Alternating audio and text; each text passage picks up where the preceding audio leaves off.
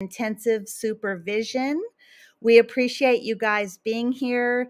We're going to just give it maybe about 60 to 90 seconds to let a few more people come in. And I'll introduce you to our professionals, our experts in the field, and we will get started on this. We're going to be talking about all things that have to do with the compassionate release within the Texas prison systems. I get lots of questions about this, so I'm excited to get a lot of information out, and I'm going to be learning right along beside you guys.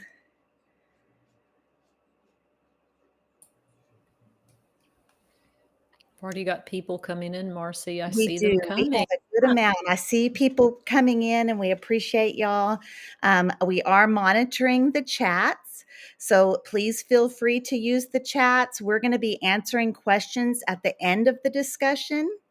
And so as we go along, you guys can converse with each other in the chat. But if you have special questions for us, it's easier if you wait towards the end to ask those, and we will address those at the end. And I think we should get started. I appreciate everybody for being here. My name is Marcy Marie Simmons. I am the Community Outreach Coordinator for Lioness Justice Impacted Women's Alliance. I am formerly incarcerated. I have 10 years lived experience inside the Texas prison system. I am a social media influencer. I started sharing my experiences online. And I am the co host of On the Rec Yard Women's Prison podcast. I'll be facilitating tonight, and I would like to introduce our panelists. First, we have Kirsten Budwine. Kirsten is the 2023-24 Man Family Legal Fellow at the Texas Civil Rights Project, where she works in the Criminal Injustice Program, helping to prevent the harms of the criminal legal system by reducing over-policing and criminalization in Texas. Jennifer Toone is she's right below me. She is the project director for Lioness Justice Impacted Women's Alliance. Jennifer is a passionate prison abolitionist. As a formerly incarcerated woman, her experience with the criminal legal system began at age 15 when she was adjudicated under Texas determinate sentencing laws. Her conviction started a long journey through 27 years of criminal justice involvement. Jennifer has been published in the Texas Observer, the Marshall Project, The Guardian, and is also the co-host of On the Rec Yard Women's Prison podcast. Justin Martinez is right next to me. He is a policy analyst at the he is a policy analyst at the Bexar County Project Director. I keep saying at the Bear, and I apologize for that, people. Let me give Justin what the introduction that he deserves. Justin Martinez is a policy analyst and the Bexar County Project Director at the Texas Center for Justice and Equity. He joined the organization as a policy associate in early 2020, focusing on addressing the devastating impacts of de facto life sentences on youth. He continues to support both youth and adult-related justice reforms at the state level, while also working with local Bexar County partners to reform practices that lead to justice system involvement. Justin completed his Master of Arts in Legal Studies with a paralegal certification at Texas State University. Justin, I apologize for that introduction. I feel like we have an all-star panel here, and I'm so excited to just jump right into the discussion. And I want to say that we have a good crowd watching and here with us today. So I'm excited to hear their thoughts on it, to see their thoughts in the chat. My first question is for Kirsten. Kirsten, will you please walk us through the eligibility and process of obtaining what Texas calls medically recommended intensive supervision? Of course. Thank you so much to Lioness and TCJE for having me on this panel. I'll say this quick thing about Lioness. I used to binge watch y'all's TikTok videos before I even started at TCRP, and love you guys. You guys are doing amazing work. You guys are doing amazing work at TCJE, Justin. So I'm really honored to be on this panel with y'all. So as Marcy talked about, I'm just going to call it MRIS. It's also called compassionate release. Medically recommended intensive supervision is the long title for it, but I'll just be using the short term MRIS tonight. And so it's a very intricate process. And so I'm going to simplify it as much as I can, but know that I am leaving out a lot of detail in this simplification. So the first part I want to start off with is eligibility and address that. So for somebody to be eligible for MRIS, of course, you have to be incarcerated in the Texas Department of Criminal Justice, and then you have to fit into one of the 9 categories. And so the 9 categories are: you have to be elderly, and what they consider elderly are people who are 65 or older. You have to be mentally ill, developmentally disabled, requiring long-term care, physically handicapped, special needs, or have organic brain syndrome, persistent vegetative state, or be considered terminally ill. And so these categories, other than elderly, all of the other 8 categories have to be determined by a doctor. And so this is not something that you can just say like, oh, okay, I think this person is considered mentally ill. Like they have to be diagnosed by someone. And so those are the 9 categories, but it doesn't stop there. It's not enough for you to fit into one of those 9 categories. A person's offense, their sentence, and even their citizenship status can also affect their eligibility status. And so, for example, you're ineligible, you cannot be considered for MRIS, you will not be considered at all if you're serving a sentence for death or life without parole. And then you're further restricted if you are an individual who is serving time for an offense that falls under 42A. And these used to be called the 3G offenses, but they now fall under 42A.054 of the Criminal Procedure Code. And so if you are serving time for an offense that falls under 42A, you can only be considered if you are terminally ill or you have been deemed in need of long-term care. And then if you have an reportable conviction or adjudication, and this is like anything, you don't have to be serving time for it right now. This is if you've ever been convicted or adjudicated for a crime or offense under Chapter 62. These are really known as like the sex offense cases, the sex type of cases. And if you have been adjudicated or convicted under that, then you have to have been deemed of having organic brain syndrome with significant to total mobility impairment or be in a persistent vegetative state. So as you can see, you're already limited, whether like if you're serving time for a death for life without parole, or if you committed an offense that falls under these 2 statutes. And then further, if you're not a US citizen, you cannot be considered if you fall under 42A or Chapter 62. They don't really care if you're terminally ill or have organic brain syndrome or need long-term care. If you're not a US citizen, you committed an offense under 42A or Chapter 62, you would not be considered at all. And so that's an overview of, I guess, not who is eligible, who is not eligible. And as you can see, it's very restrictive. A lot of people are screened out just based on not fitting into one of those 9 categories. And then on top of that, even if you do fit into one of those 9 categories, you have to meet the offense and the sentence requirements. And so the next thing that Marcy asked me about was the process. And this process is really long, so I tried to simplify it as much as I could. But it really starts with identifying a person who is eligible. And anybody can do this. This can be a TDCJ physician, doctor, medical staff, or it can be just anybody in the community. It can be the person who wants to be considered themselves. So the incarcerated individual can be their family members, their friends. And so once that person is identified, then they're referred. So if it's a medical referral by somebody who is a medical staff in TDC, then they will call up to Kumi and send over a medical summary and say, hey, I think this person is meets the requirements for MRIS, I want you guys to consider them.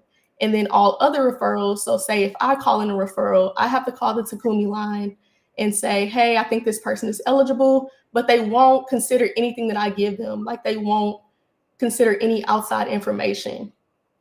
And so then the next step is the eligibility screening. And this is done by Takumi. And Takumi is an arm of TDCJ. And so they will screen a person. They'll look at the person and say, is this person eligible based on the statutory requirements, the criteria that we just talked about?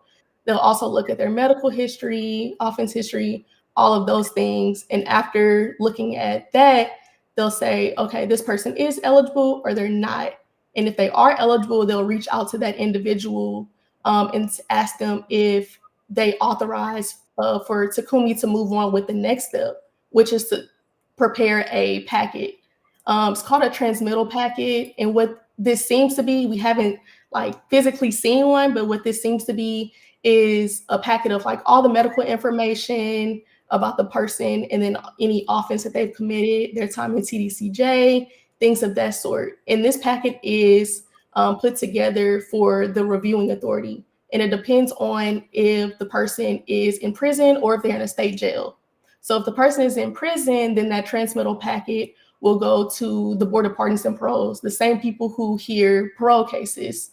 And the Board of Pardons and Paroles there's 2 steps. And when I first looked at this, it just seems like repetitive. So that first step is, do we even want to consider this person? Do we even want to consider their application? If the panel says yes, then the next step is, okay, so now let's vote on whether MRIS should be granted based on this transmittal packet and anything else that has been submitted to us. And at that point, before you get to the part where the Board of Pardons and Paroles is looking at that packet, this is the part where a person can submit something like a parole packet. They will accept that and they will take that into consideration when reviewing the transmittal packet as well. And then for people who are in state jail, it's actually the sentencing judge that reviews the application, not the Board of Pardons and Paroles. So that's interesting. At that point, I told you this is a long process. So at that point, the MRIS staff or Takumi will notify the person whether they have been granted MRIS or not. And then after that is like the release planning. This is MRIS staff, other TDCJ departments. They come together, kind of get a plan for release, including like housing, medical care. And then they submit that. The MRIS and parole staff continue to monitor the person after they've been released. And then that's kind of where the process ends if a person, makes it past those 2 stages. But that one thing I wanted to mention was reconsideration. So if a person is considered for MRIS and then denied based on why they were referred, is when they can be re-reviewed. So for to be more specific, if somebody was referred based on their age, then they can't be re-reviewed until a year later. Whereas if a person was considered based on one of those other 8 medical ailments, then they can be reviewed after 6 months. Or if there's some really telling like evidence about their condition like worsening, then Takumi will consider them earlier than that. But that's basically the process. I know that was like really long-winded, but I promise I literally shortened it as much as I could. No, you did a beautiful job of explaining everything, Kirsten, because that was a massive amount of information. And I just couldn't help but notice how long the list of barriers are when it comes to MRIS/compassionate release. It's very, very disheartening to know that there's lots of people that could qualify, but they hit those barriers. I want to move on to Jennifer Toon.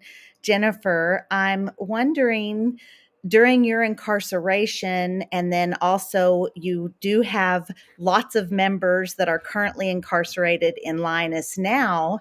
Have you heard any personal stories? Do you have any personal stories of people incarcerated that are going through this process?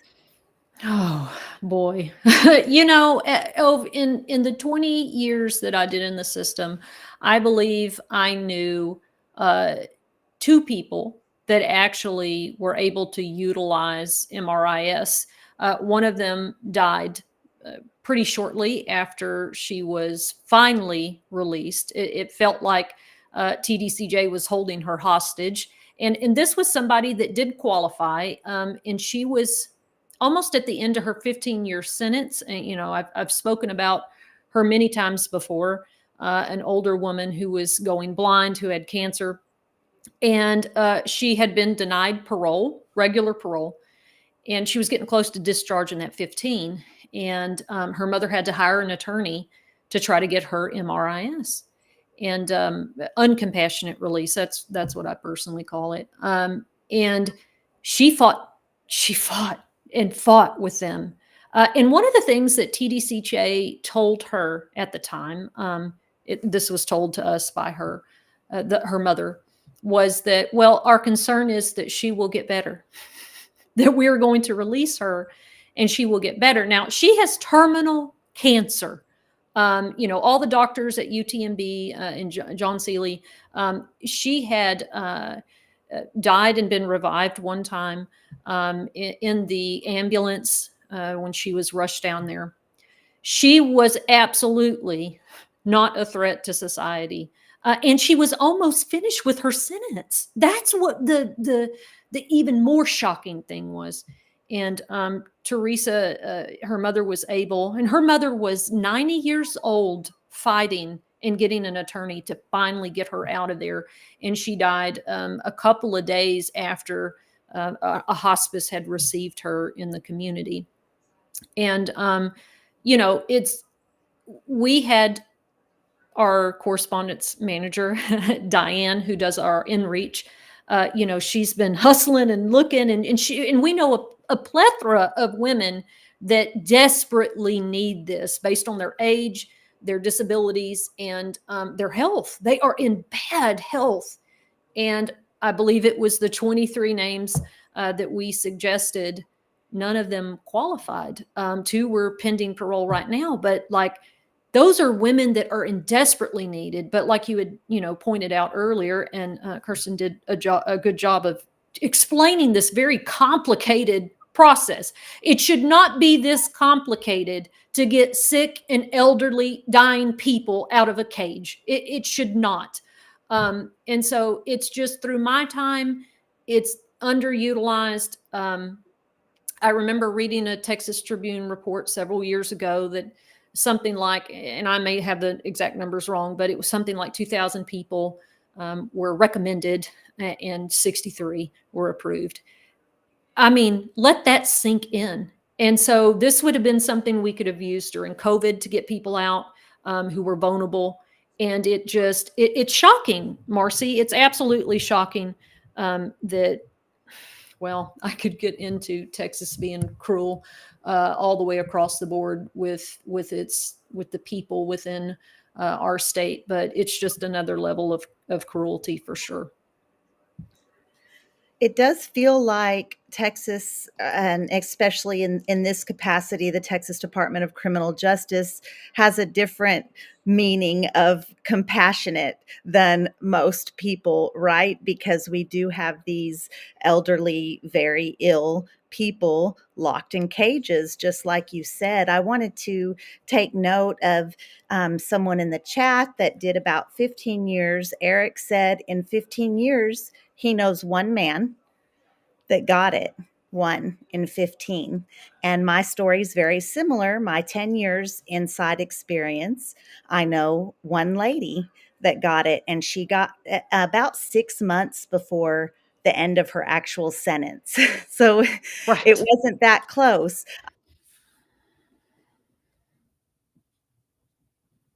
just weeks after. So it was a thing that she got to go home and see her family, but she had to fight for that for a long time. And she also had terminal cancer. So it would have been nice for her to have more time with her family. Absolutely.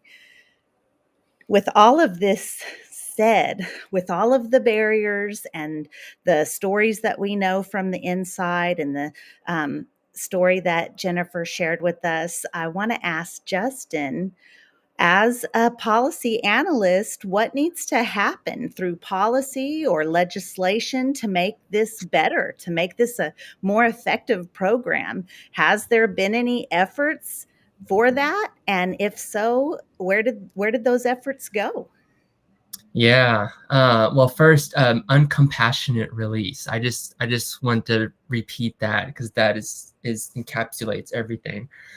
But yeah, I feel like the list is way shorter if the question was what is right with MRIS in Texas and what is wrong, because I think MRIS is another one of those things that we have that is really in need of a complete overhaul, right? I mean, at every stage of this process, there are significant changes that need to happen.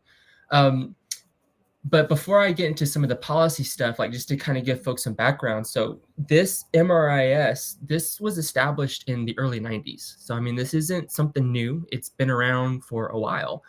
And the intent, the reason why the legislator intended to create this statute, create MRIS, was fairly simple, right? They were looking for a way to deal with rising healthcare costs. And those of us who are involved in this in any way know that that is the one thing that you are almost guaranteed to hear. Like, I would bet $1 million that when TDCJ gets up, they're going to talk about rising healthcare costs. And part of how they were going to deal with the rising healthcare costs was providing an early release mechanism for folks who are elderly and hit all the criteria that was just laid out. And unfortunately, that has not happened. As Jen said, I looked at the report to see the numbers from fiscal year 2022, and only 58 people were approved. And we know that this population is the fastest growing population within TDCJ. Our prisons are literally graying, right? They are turning into nursing homes. But yet we see these just egregious low approval rates. And I think to sort of get in the policy side of this, I think the reason why we see a lot of that in part is what was laid out. I mean, you have a law that one categorically excludes folks from even being considered. Those are death sentence or life without parole. And then you have these thresholds, these added barriers for folks that have to meet based off of offense. And those combined really carve out a vast amount of folks from even just being considered. We're not even talking about the release side. We're talking about just being considered. And so I think one of the things that needs to happen is we just need to get rid of that. There's absolutely no reason why that needs to be in place. There is a large body of research and evidence out there that shows that especially elderly incarcerated individuals, especially the folks we are talking about, do not pose the kind of public safety risk that I think these folks think they do, right? And so there's absolutely no reason, just from a human level, right? But even from when you're looking at this from sort of a research policy level, there's really no reason to have those types of barriers. It's inhumane, it's cruel, and that needs to be changed. And that's the first thing on the front end, right? But then on the back end, you have, Kirsten kind of explained it, sort of the way in which the parole board, they're called MRIS panels, goes about making their determinations. And part of that determination is whether or not this person constitutes a threat to public safety, right? And so just like we see with general parole, when you have something that is so vague as that, you leave it up for folks to bring in subjective factors, their personal feelings, basing things off of static factors like their criminal history or the nature of the crime, that ends up playing into this decision. And so while we need to expand the net in the front end, we need to also seriously consider what would it look like to take away that type of discretion and to guide it in a way in which these folks are presumed to be released. Because as Kirsten said, it's not a matter of whether or not they're eligible. That's already been established. It's already been established that they're eligible for MRIS. They should be released. These folks should be, if they have to have a suitable medical placement, right? So it's not like they're just getting released out to wherever, you know? So there are things in place, and these folks they should be going, right? They should be going out. And I think the other thing, too, that was brought up is the definition around elderly. You know, when the definition that they have being 65 and older, I think makes sense out here, right? But when you're talking about the incarcerated population, and you sort of take into account these people have been incarcerated for years, if not decades, and you talk about the lack of nutrition and lack of proper medical care, the trauma, I mean, just everything, like it tends to create what's called accelerated aging amongst folks who are incarcerated. And when you talk to like experts, they tend to put the definition closer to 50 to 55 and over when we're talking about the incarcerated population. And then the other thing, like I said, there's so many, but I think the one thing I want to make sure to add is that, say a person meets all of this, they somehow get through this entire maze and they come out. Well, if their condition improves while they're out, TDCJ can essentially call them back to prison. You know, so there's so much more too. I mean, there's so much around, maybe one thing to mention is the terminal illness aspect of it, because Texas defines terminal illness as essentially having a condition that is the expected death is within 6 months. That's the terminal illness definition. And when you dig into that, and when you talk to folks, that is not like, doctors hesitate to make that type of prognosis. And so when you have those type of definitions like terminal illness, there shouldn't be sort of that predictive criteria that goes along with it, right? So, I mean, again, there's a lot, right? You have the big stuff at the front end. You have the way the parole board has as much discretion as they do to make decisions. And you have all these little things within the process that needs to change. Because, yeah, right now we have something that it's not working, and it hasn't been working for a long time. I was shocked when you said that this has been in place since the early 90s, and we haven't been seeing it effective at all. We haven't been seeing these folks. I mean, I was incarcerated on a medical unit. I was with people that would qualify in a reasonable person's way of thinking. They would think, this person doesn't need to be in prison anymore. They can barely walk anymore, you know? And so I was really surprised. And then Justin, you said something about the parole board when Kirsten said that the parole board had their hand in it. We do know how open interpretation and how they can take one term and it's just too broad, right? For sure, it just seems like there needs to be hey, this person meets this criteria. Medical has said this person meets this criteria. It just seems like there should be some boxes to check. Yeah, they've met the criteria.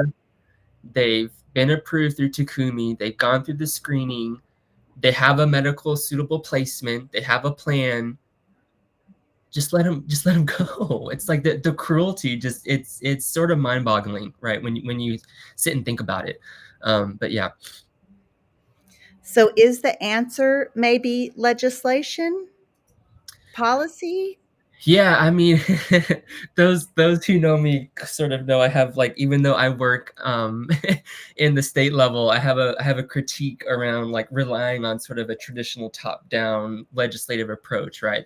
But I do think legislation has a purpose in this. I mean, I do think, I mean, there are things within the law that needs to change, no doubt about it. And I think you asked me like what's been going on, and so we have been. Us here on this call sort of started working on this last session with the bill. Shout out to Representative Jarvis Johnson and specifically Amanda, who are amazing champions on these issues. But they have a bill regarding MRIS that I think is the most comprehensive bill out there that's looking to do exactly what we're talking about.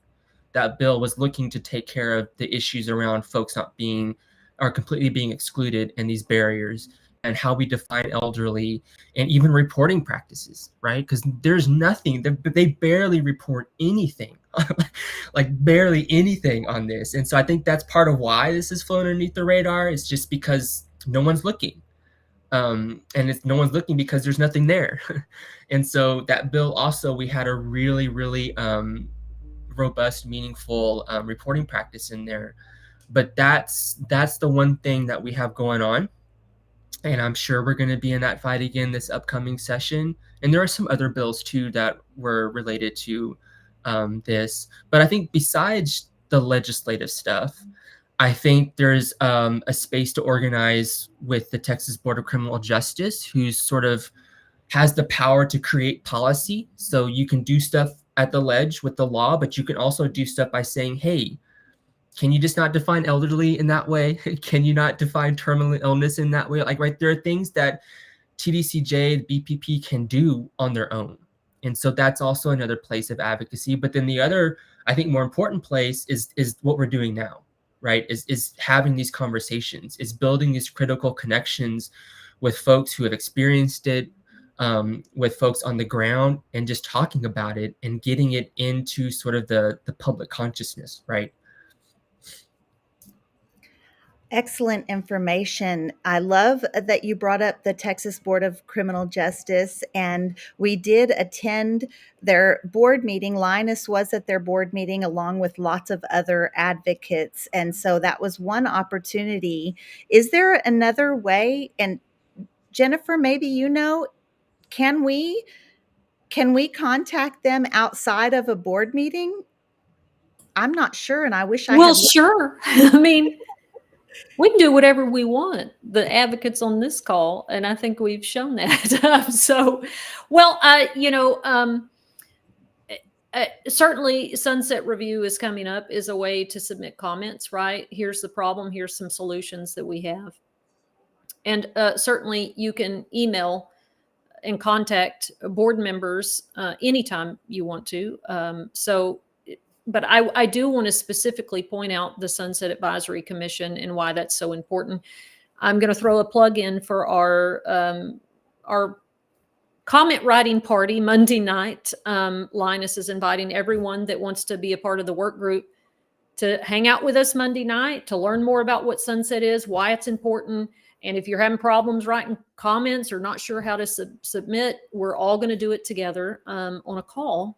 So please, if you have questions, but this is one of the ways that you can do that, going to the board meetings, contacting legislators, doing all those things. I'm wondering if Kirsten has other ideas of what else folks can do to support what they're doing to dig into MRIS specifically. I know that, gosh, we really value y'all. Like, y'all just, have just cared for our members and really allowed this to be very community led. And we just appreciate, you and Justin, of course, just really honoring our members and the people that we've suggested. So I'm wondering, is there some stuff that you think that folks can do as well?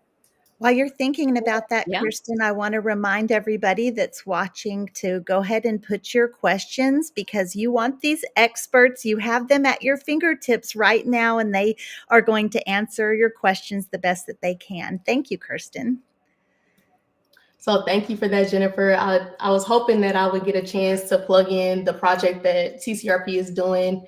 So along with these people on the panel, we've all worked on the same project, and I've gotten referrals from Lioness and other organizations and people who have just reached out to me about it. But basically what we're doing is it's called the MRIS Project, Compassionate Release Project. And what we're doing is, as Jennifer had mentioned, because MRIs is such an underutilized tool, we wanted to dig deeper into like what's going on. And we're doing this through individual representations of people. So we're finding people who may be eligible, crossing our fingers, and going like screening these people, going to interview them. But we're leading this conversation with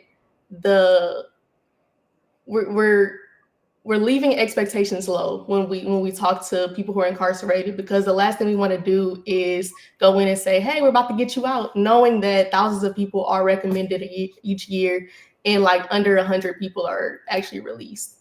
And so we've specifically focused on the 65 and older category. And so what we've been doing is getting referrals, and anybody who has a referral, I'll put my email. I don't know where I'm supposed to put my email on here. This is my first time on this platform, but I'll figure out how to put my email on here. If you have somebody who you think may be eligible based on what I talked about earlier, we're really focusing on that category of people, identifying them, screening them, and going in, partnering up with the Texas A&M School of Law Civil Rights Clinic. So last year we represented or tried to represent 3 women who were recommended to us by Lioness. And out of those 3 women, only one of them, after like looking at everything, only one of them one of the women were eligible to even be referred, because the other women either had one of those offenses or they had already been considered for MRIS in the past year and they had been referred based on age.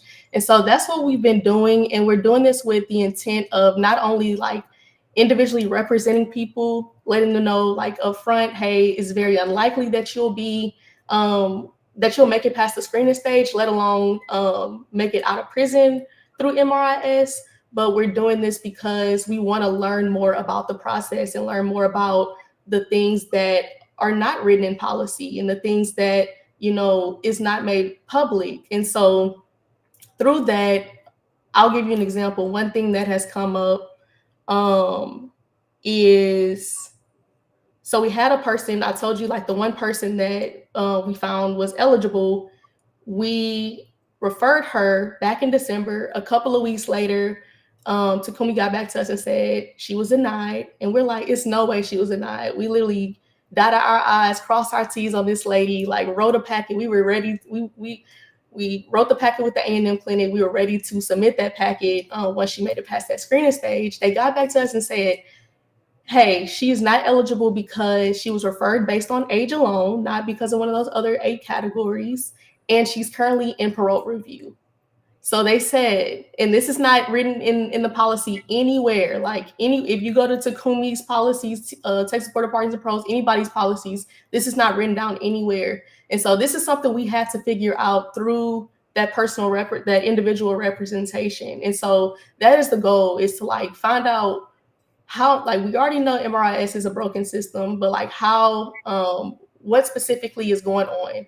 So we're doing that through representing clients, with the bigger goal in mind of making this better for people in the future who are incarcerated. And we plan on, you know, taking everything that we've learned from this process. We're doing it again this semester with the same clinic. We plan on taking everything that we've learned and putting that in a policy report and getting that ready for next year's legislative session so that we can bring it to the policymakers and say, hey, you know, we know there's a lot of issues, but these are the specific cases that we've taken on. And this is exactly what happened in this case. And even the cases that we can't refer because they aren't eligible, we're even pointing to those cases. Hey, this woman, you know, wasn't, or this woman or guy, whoever, couldn't be referred because of their offense. And that's not right. Like their offense shouldn't be the reason why they're barred from consideration. So we're doing all of that. And that's kind of the gist of our project, of the MRIS project. And so again, once I figure out how to put Jennifer and Marcy, can y'all help me out? Marcy already did it, girl. It's at the bottom of the screen. It's there. I'm over here. I see the comments on the side. I'm trying to talk it. It's a lot going on. I like this platform though. So it's person at texascivilrightsproject.org, and it's just below the screen, you guys. It's on the ticker going by there. I see it. That's nice. she wants us to email her people that we know that are incarcerated that could possibly be eligible for MRIS, and let's get them involved in this. And like she said, we're not building up this huge hope that, hey, we're not saying Texas Civil Rights Project is going to get your loved one out of prison. That's not what we're saying, I right? know. I know. What we are saying It's is, low. Yeah. yes, the expectation there it is low because we know that this is a broken system, but we want to see what we can do. We want to see how the process works to navigate it, help you navigate that for your loved one. So please do. Also on the Lioness social media pages we have some posts there, calls, and we have seen you all sharing that post. We are looking for those, and I think people are hesitant because they don't really know about the program. They don't know about the restrictions, or maybe they know the restrictions are too much, or they've done 20 years and they never saw anybody go home on compassionate release and they just don't believe it. I'm surprised that we're not getting more names, more recommendations. Kirsten, will we be working with people that have been denied before? And I'm going to put Robert Lilly's comment here. I'm not sure if his brother meets the age requirement for this project, but his brother, they requested it for his brother based on severe mental illness, and it was denied. So what I'm wondering is, people with past denials, are they eligible maybe for this project? Yeah, so I believe what the Takumi policy says is that if they were recommended based on their age, which it doesn't seem like here, they can't be reconsidered until a year later. But if it was for any other reason, then it's 6 months later. So depending on when you put in that referral, Robert, is when I would have to look to see whether he's up for re-review. But if you send me an email with the information, we're doing a lot of like preliminary screenings to figure out who's eligible and who's been reviewed. One thing that has been an issue that we've run into is we can't just call Takumi and say, hey, has this person been reviewed in the past? Because that will trigger another re-review, and we don't want to trigger a re-review if we're not ready to submit something to advocate for that person. But feel free to email me with Conrad's information, TDCJ number, and we can see what information we can find out about him. Thank you for that, Kirsten. We appreciate that so much. We have a question about the ladies' facilities. They're asking if the Carol Young unit is where they send the elderly who need more medical attention or services, and is that where they're sent if they have a terminal illness? And so, Jennifer, do you want to answer that question? Yeah, I'm sorry. I was going to text Robert and make sure that he had Kirsten's email. Robert, if you're still watching, we will make sure that you get it for your brother. So is that where they house the elderly women? Is that the question, Carol Young? So is that where they're sent to pass? So there is actually, they opened a hospice at the Crane unit at reception. I think that TDCJ posted, you're fixing to crank me up. So they posted some of the women being like peer support life coaches sitting with the women. And there was actually a woman who is at that hospice that I did a lot of time with, an elderly woman. And, my comment on that video was, why don't you send them home? Right? Like, why did you build a hospice when you could just send them home? So, Carol Young is for the women with severe disabilities and who need to have access to the John C. Lee, that's the prison hospital. They need access to that more frequently, so they're housed at Carol Young. But, like you said, you were at Lane Murray, that's considered a medical unit. And then there is the hospice at Crane. And Mountain View for a long time had a dorm that was just strictly elderly women. So, it is a medical unit for intense needs that need to have access to the hospital. Thank you for that, Jennifer. Mandy Zapata is one of our regional directors for Lioness, and she's reminding us about Sunset. We touched on that a moment ago. I'm going to put the Sunset information back on the screen and also remind you, or in case you're just tuning in, Lioness is hosting a Sunset comment writing party. It's open invitation for anyone who would like to give their opinion on how the Texas Department of Criminal Justice is doing and what they need to do to make things better. And it's open. They want our opinion. They're under review, and we will do it as a team. So you don't have to be thinking everything by yourself, or if you're worried about how to word things properly, like I might be, we're going to be all together and help thinking and talking that out on Monday. Thank you, Mandy, for that reminder. Do we have any more questions from anybody that's watching or any? Go ahead, Jennifer, please. What is that movie where it's like put your hand down? Well, I saw Eric at the beginning of the show ask something that I want to know, because I don't know, right? Like how again, I can't thank Kirsten and TCRP and Justin enough. If we did this amount of time, if I did 2 decades, and it's a mystery how this process works. But he asked a really good question, and I would love to know too. When folks are recommended and they are they get through that process and they're being considered for release at that point, are victims notified?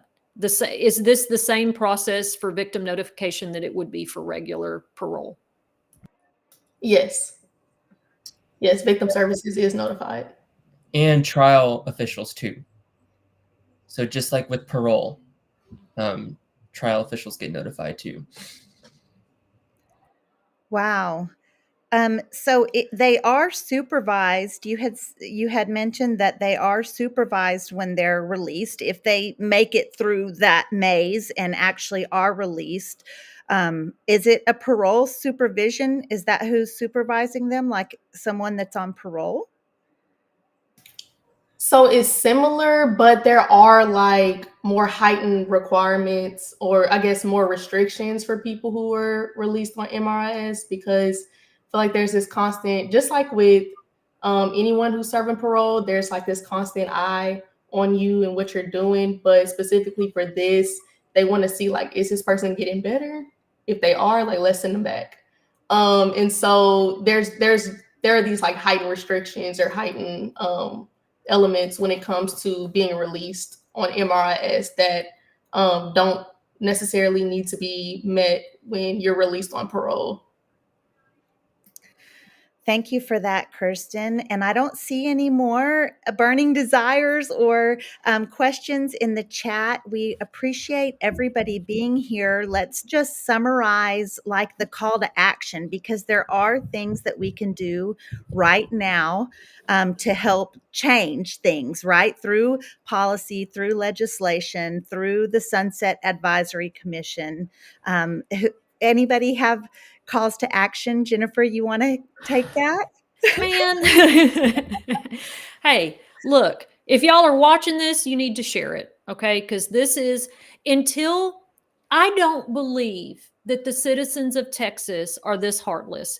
Do I believe some people in power are? Absolutely. But there are people in power who are not, like Justin mentioned, Representative Jarvis, Johnson, staffers like Amanda, who were always thoughtful and compassionate and just on fire about bringing justice and compassion to the folks that are suffering in our system. So there is support there, and I just believe that Texas is not this heartless. And I think it's because what we always know and see is that people think that these processes work a certain way, right? They think it's like, well, just parole in general. Oh, it's like this, and like you see on TV, and it's thoughtful. And girl, it ain't none of that. It's very it's very cold. It's very detached from the person, and we see this most definitely with uncompassionate release. This is ridiculous. And Justin nailed it, right? This was created as an outlet for them when they needed to have bed space, when they needed to get correctional managed care cost down. And so it was created with the wrong intention to begin with, but that doesn't mean it has to stay that way. And the more that we can educate people about what's happening to the folks on the inside and find a way to make that relatable to them and their own families, that's when we're going to get the Sunset Commission comments, right? That's when we're going to get people going to their legislators and showing up and showing out and really stepping forward and inspiring organizations like this to say, hey, you know what? Give us some folks that we can actually work through the process and map this out. So when y'all are all running up to the Capitol during session, man, you've got this report to show them that this is what we're talking about and how we can move the barriers. So it's all the things, Marcy. It's all the things. It's all the formal things of comments and legislators. It's also social media, because we know that social media will drive action when done correctly. So please, y'all, share the word and get people educated and interested to join the fight. Thank you for that, Jennifer. You said that beautifully, and I love that you mentioned to definitely share this live. Whatever platform you're watching this on, share it, because not only does that help whomever you're sharing it with, it also helps the algorithm push it to even more people to come across their feed. And so we appreciate that very much. And also we want to encourage you to stay tuned in. So it's not just professionals like the three panelists we have today. It's people just like me and you that go to their websites and stay tuned in and linked in to what's happening. So I wanted to make sure that and give a moment to have you guys take note. This is the Texas Center for Justice and Equity's website here. And then we'll go to the Texas Civil Rights Project website. And I had Lioness's up. I'll stick my name up there for that. You guys stay tuned into us, and you can kind of keep track to calls of action, legislative action.